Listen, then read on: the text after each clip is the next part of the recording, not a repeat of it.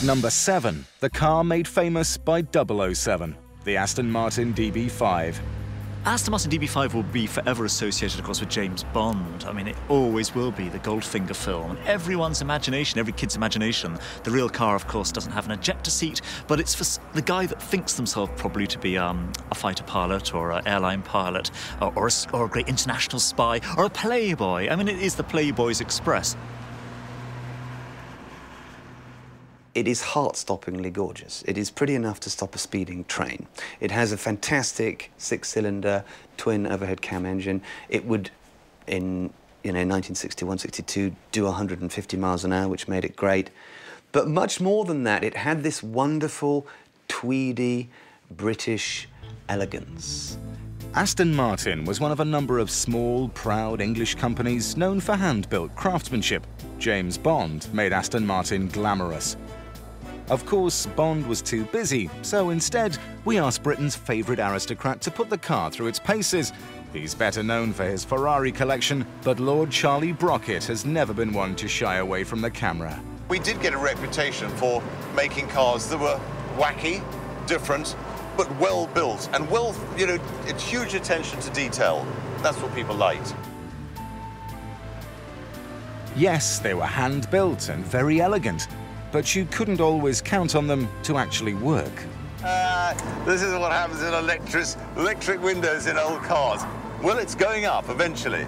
Okay, now the red light is on permanently. I have a feeling that we might have lost the fan belt. I didn't see anything on the road behind us. There's another thing, you see. When you switch the wiper off, does it center to its next cycle? Oh, no, it goes off precisely when you tell it to go off, which is in the middle of the windscreen. And stopping them down there becomes an art. If you light up a cigarette, you might go bang and explode because the fumes are so great inside the cockpit. Always they had harsher suspension, like there. You can feel it. Have to remember, these things don't have brakes. You do have to push quite hard to get any reaction at all. But all of that makes you feel that it's more of an experience. It just requires more effort and concentration to keep the damn thing on the road. Of course, not everyone has a little Bond in them.